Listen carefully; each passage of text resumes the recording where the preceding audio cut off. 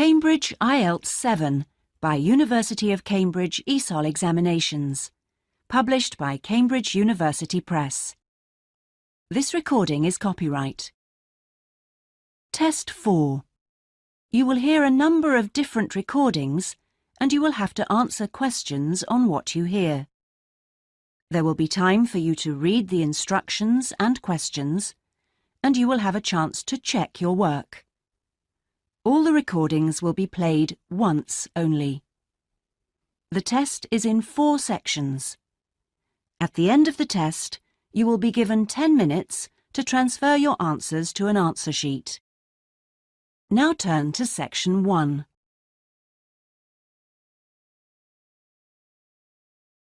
Section 1.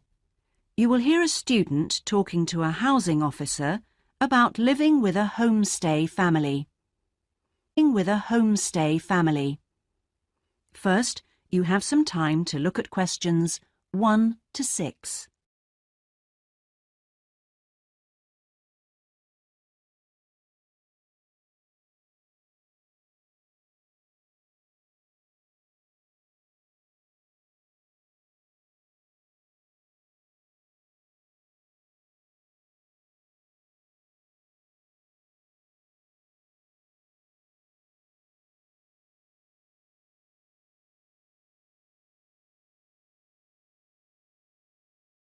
You will see that there is an example that has been done for you. On this occasion only, the conversation relating to this will be played first. Yes, what can I do for you? My friend is in homestay, and she really enjoys it, so I'd like to join a family as well. What's your name? My name is Keiko Yuchini. Could you spell your family name for me? It's Yuchini. That's Y-U-I-C-H-I-N-I.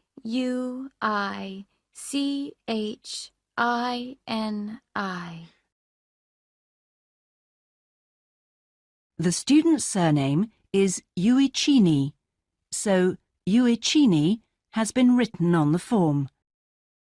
Now we shall begin. You should answer the questions as you listen, because you will not hear the recording a second time. Listen carefully and answer questions 1 to 6.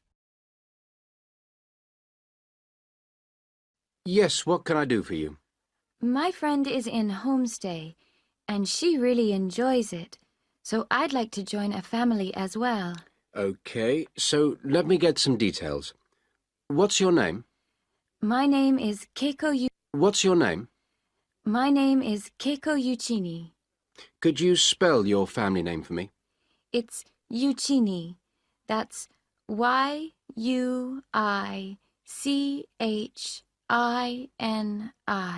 And your first name? It's Keiko. K-E-I-K-O. That's Keiko Yuchini. Okay. And you're female. And your nationality? I'm Japanese. Right. And could I see your passport, please? Here it is. Okay. Your passport number is JO6337. And you're how old? I'm 28 years old. Now, you live at one of the colleges. Which one? Willow College, room 21C. Right. 21C Willow College. And how long are you... About 4 months. Longer if I like it. And what course are you enrolled in? Well, I've enrolled for 20 weeks in the, Advanced English Studies because I need help with my writing. And I'm nearly at the end of my first 5-week course. Okay. Do you have any preference for a family with children or without children? I like young children, but I'd like to be with older people. You know, adults, someone around my age. Okay. And what about pets? I am a veterinarian, so that's fine. The more the better. Before you hear the rest of the conversation, you have some time to look at questions 7 to 10.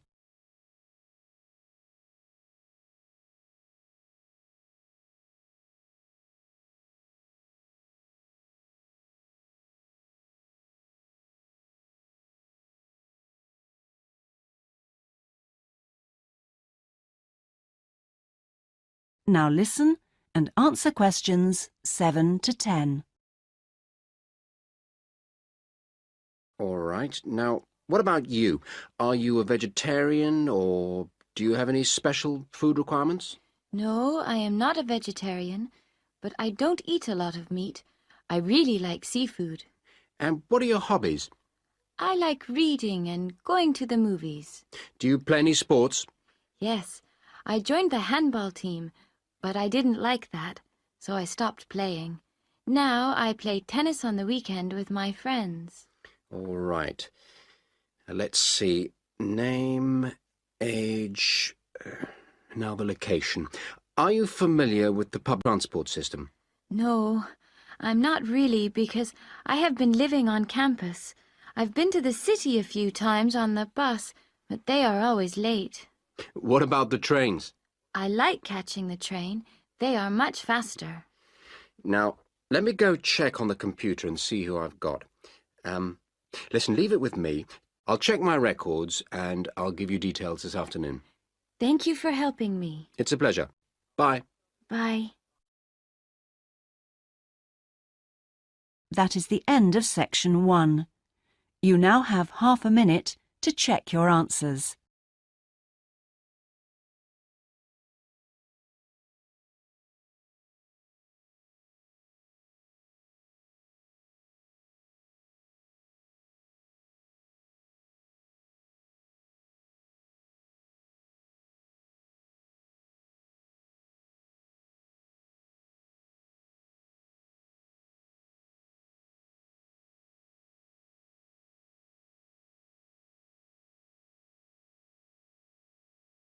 Now turn to section 2.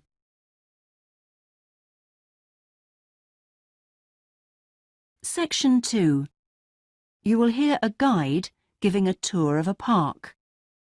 First, you have some time to look at questions 11 to 14.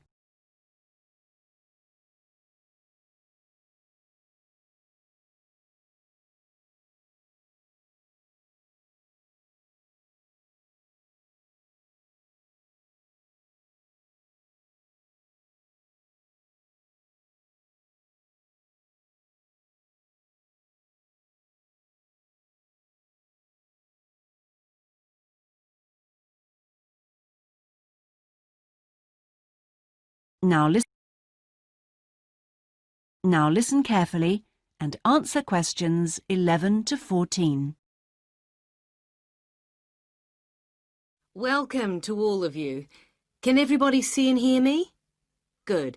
I'm Sally, your guide for this tour of the Bicentennial Park. I hope that you're all wearing your most comfortable shoes and that you can keep up the pace.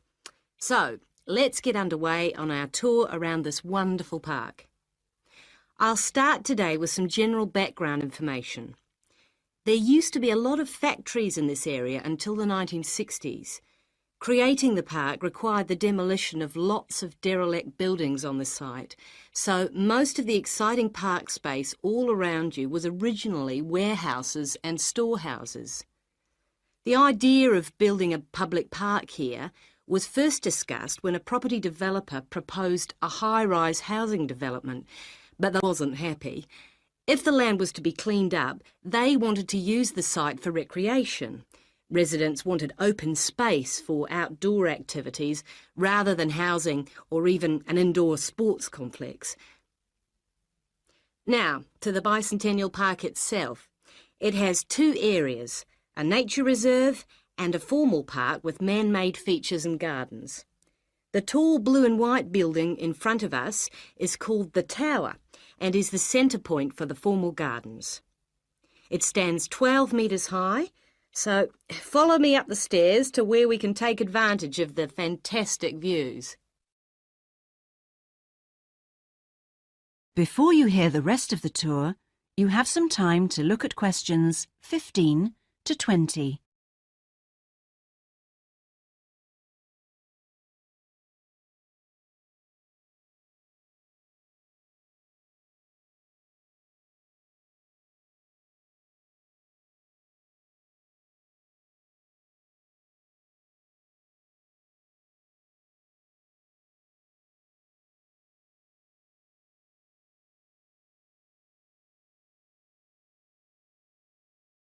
Now listen and answer questions 15 to 20.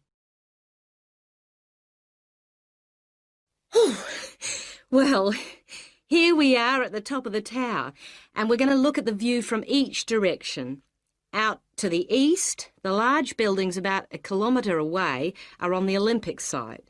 There's an indoor arena for gymnastics, a stadium for track and field, and a swimming pool for races and synchronised swimming, and also diving. If you look carefully down there, you can see the train lines. The Olympic site has its own station to encourage the use of public transport. There is also a car park, but it only holds a limited number of cars. The formal park has some specially created water features. If you look out here to the south, you can see a circular ornamental pond. And around to the west, you can relax and sit on a bench to smell the flowers in the rose garden. And finally, up to the north, if you look in front of you now, there's a lake with a small island in the centre. You can hire rowing boats at the boat shed, which you can't see from here. But if you look through the trees, you can see the cafe, which has lovely views across the water. OK, let's climb down now. We will go now and have a look at the nature reserve section of the park, which has opened up natural wetland to the public. The mangroves have been made more accessible to visitors by the boardwalk built during the park's upgrade. You'd think that people would come here to look at the unusual plant life of the area, but it's for cycling and is very popular with the local clubs. This is the far end of the park, and over there you can see the frog pond, a natural feature here long before the park was designed. Just next to it we have our outdoor classroom, a favourite spot for school parties. The area is now most often used by primary schools for biology lessons. And finally, let's pass by the waterbird refuge. This area is in a sheltered part of the estuary. That's why the park's viewing shelter is a favourite spot for bird watchers who can use it to spy through binoculars. You can watch a variety of waterbirds, but most visitors expect to see black swans when they come to the shelter. You might spot one yourself right now. Well, here we are back at our starting point, the Visitors Centre. That is the end of section 2. You now have half a minute to check your answers.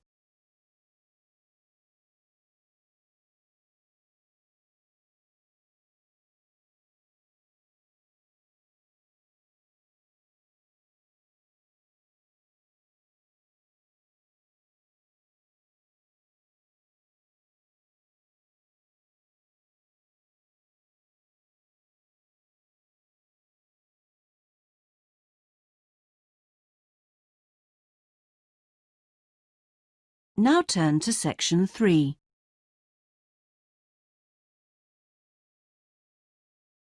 Section 3. You will hear 2 students discussing a geography presentation they're going to give. First, you have some time to look at questions 21 to 26.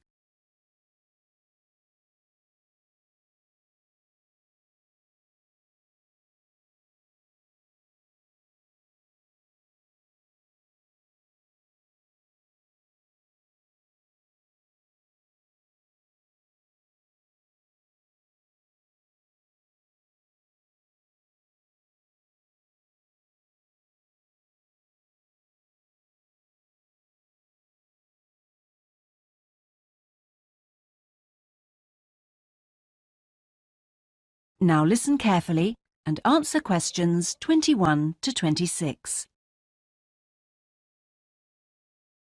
Remind me, Trevor, how long is the presentation? Dr. White said 3 per hour. So about 20 minutes. Well, it'll be 15 minutes per presentation. And 5 minutes for questions? And is this one going to be assessed? No, not this time round, because it's the first one, you know. Oh, good news. Well, Trevor, what are we going to include? Well, do you think we ought to give some historical background? Oh, no, definitely not. We won't have time. OK, but I think we ought to say something about the geographical location, because not a lot of people know where the islands are. Yes, OK. I'll take notes, shall I? Yeah, that'd be a help. So, geographical location? Then we ought to give an overview of the whole education system. Shouldn't we say something about the economy? You know, agricultural produce, minerals and so forth? Well, Dr. White said we shouldn't go into that sort of detail. But it's pretty important when you think about it. You know, because it does influence the education system. Look, let's think about that one later, shall we? Let's see how we're doing for time. OK, so general overview of education? Of course.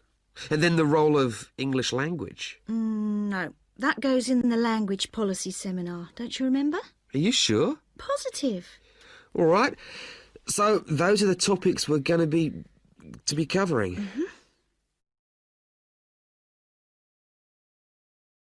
Before you hear the rest of the discussion, you have some time to look at questions 27 to 30.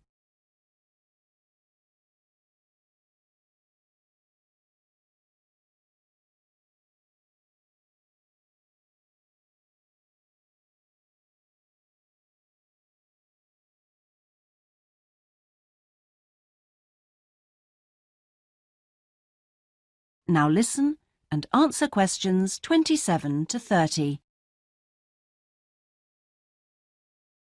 We need to think about what to prepare. Dr. White said he wanted us to use plenty of visuals and things, and we might as well try them out when we're not being assessed. Well, the most important thing is Well, we'll need a map, of course. Probably two. One of the islands, large scale. And one of West Africa. Well, the West African one is no problem. There's one in the resources room. Oh, yeah, of course, the resources room. The islands are going to be more of a problem. Tell you what, there's a very clear map of Santiago in that tourist brochure I showed you last week. Don't you remember it? Oh, yeah, that's right. We can just use the tourist brochure. We also need statistics on several different things. Literacy rates. Yes, and school places. How about the encyclopedia? Nah, not up to date enough.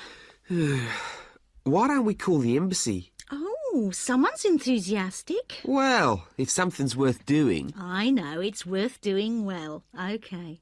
we can find out statistics on school places from them as well. Might as well. Look, Julie, it's almost time for our tutorials. We can meet again on Monday, but we need to prepare some stuff before then. That is the end of section 3. You now have half a minute to check your answers.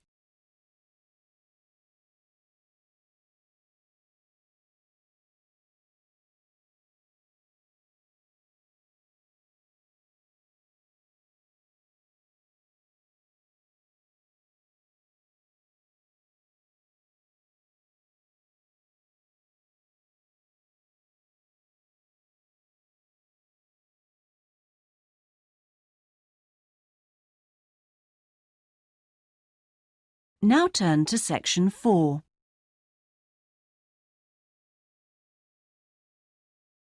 Section 4. You will hear part of a lecture about a chemical substance called monosodium glutamate. First, you have some time to look at questions 31 to 40.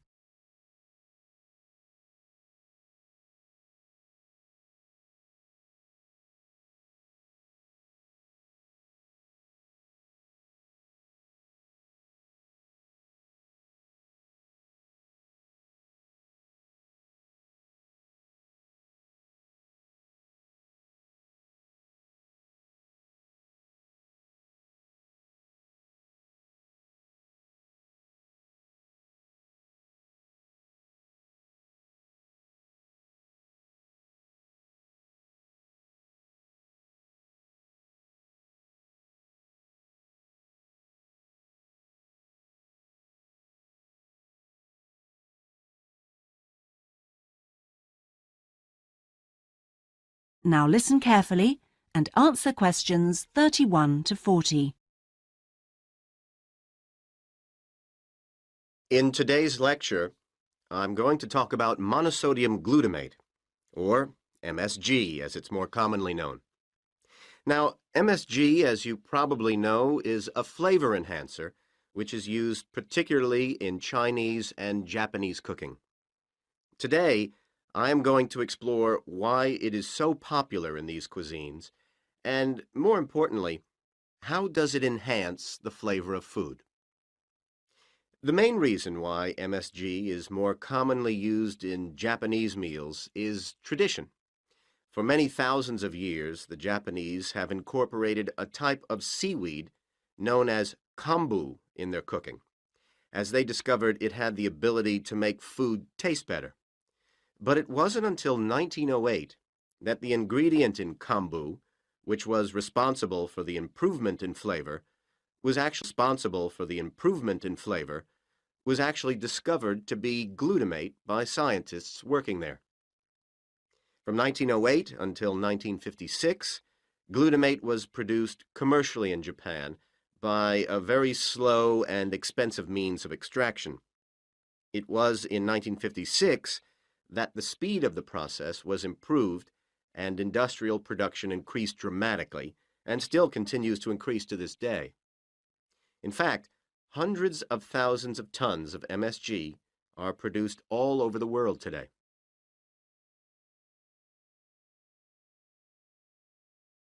So what exactly is MSG? Well, monosodium glutamate contains 78.2% glutamate, 12.2% sodium, and 9.6% water. Glutamate is an amino acid that can be found naturally in all protein-containing foods. So this includes foods such as meat and cheese. It is widely known that Chinese and Japanese food contains MSG, but many people don't seem to be aware that it is also used in foods in other parts of the world.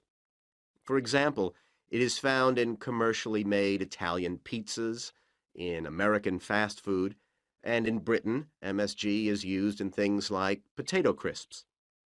So, how exactly does MSG work? Well, in the Western world, we commonly talk of 4 tastes, and I'm sure you're all familiar with the concepts of sweet, sour, bitter, and salt.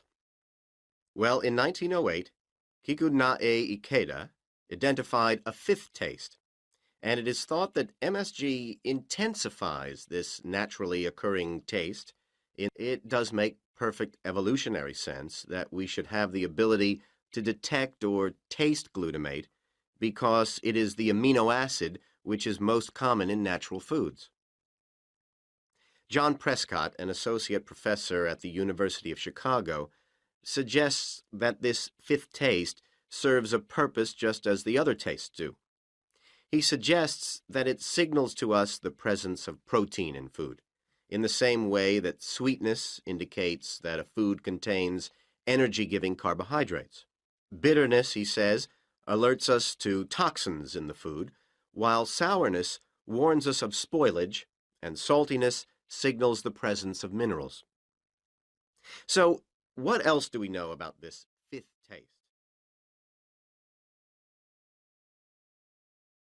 That is the end of section 4. You now have half a minute to check your answer.